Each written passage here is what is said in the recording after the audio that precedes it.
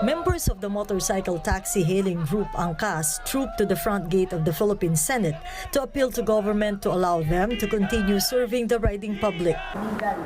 Lahat sila pwedeng hulihin anytime. Yes po. Senators slammed the decision. Hindi ba ninyo naisip na sa darating na linggo, pag manghuli kayo ng mga riders, either babalik yan sa pagiging illegal ng papatakbo at yung ating mga kababayan mawawala ng alternatibong masasakyan. Pag binasa ko yung dokumento, parang napakatindi ng galit ninyo. Ha? At kung pakikinggan niyo yung mga resource persons dito, halos lahat, kanina pa nagsasabi, dapat ituloy ito. Other senators squeezed Garjola about his group's recommendation to blacklist Angkas as a motorcycle service provider. Walang closure report, subalit may recommendation na kayo na